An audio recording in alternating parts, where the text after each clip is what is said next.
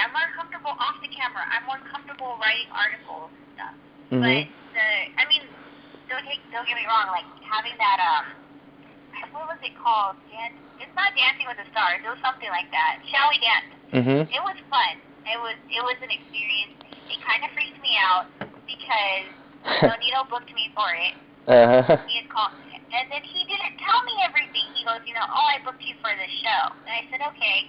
And he goes, you have practice on Saturday. And I said, okay, fine. And then, so we go to practice, and then my dance partner's like, I have an hour with my dance partner, and he tells me, he's like, okay, so you'll be ready for this? And I'm like, yeah. And he goes, I was like, when are we doing this anyway? And he's like, Sunday. And I'm like, okay, you mean Sunday like next Sunday, not tomorrow? And he goes, no, tomorrow. And I just learned like a 2-minute dance routine.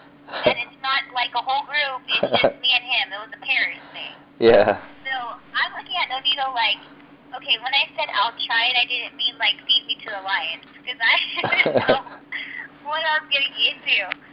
So, are we gonna see you do a showdown with Mommy Janisha soon? Oh my God, no! I'm not a professional dancer. She's had classes. It's not fair. I was a cheerleader in high school. That's all I've ever done. So. Come on. She has more experience than I do. Come on, we should book it. Manny and Janisha versus you and Donito. Oh my God, that'd be hilarious. I've never really even seen Manny dance. I know Donito has moves for days. Like, he just goes and goes and goes. Sometimes, like, I think he can outdance me.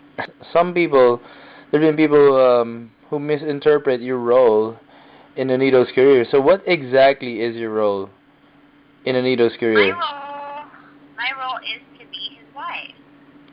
I think that's pretty much what explains it. I don't understand that either, because I think a lot of people misconceive my outspokenness as the manager. Uh-huh. When I don't have a contract with Donito to sign fights, and I don't know who the hell this person is and that person. Mm-hmm. I don't negotiate fights. I don't talk to anyone except Cameron, and the only reason I talk to Cameron is because I'm instructed to.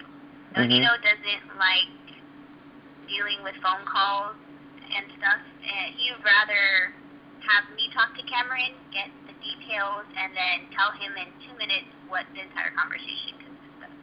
And that's it. I mean, I don't do anything else. I don't, I schedule his interviews, I do his laundry, like I said, like the things that wives should do for their husbands when they're working, and when training camp starts, he's working. So anyone that tries to disrupt that flow, I'm usually the one that I'm like, okay, you want an interview or you want him to email you something? I schedule it to a time where it's most convenient for him. Awesome. So you pretty much just help around, right? Yeah, I don't have any managerial, roles or anything like that. I just make sure that he's taken care of. If he tells me call Cameron, then I call Cameron. If he tells me go grab water, I forgot to get water, I go grab water. That's how easy and how simple it is. I think the reason why people perceive me as doing it, like I said, is because number one, I'm outspoken, and number two, it's really an interesting thing in the Philippines how if there's a strong personality woman, they automatically assume that the guy is USA. True. Under the saya, yeah, true. You know what? I think that's just like the Filipino machismo. There's that saying in the Philippines that it's okay to cheat on your wife, just don't, disrespect your dad, some stuff like that. They say that all the time, and when we get interviewed in the Philippines, they're like, oh, what do you have to say about the intrigue that that you're USA and this and that. And Donito kind of just laughs at him. He's like, whatever. But for me, like, I'm like, really? Are we in the 1700s or the 1600s?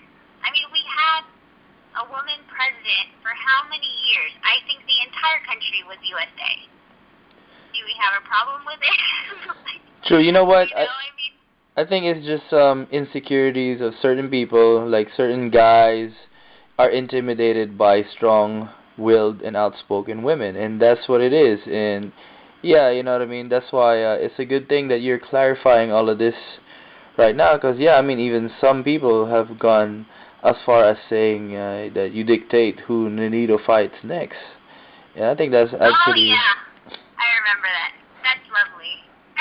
What can you say If about I that? had, if I had my way, I would give Nonito all the fights that he wanted. Uh huh. Plain and simple.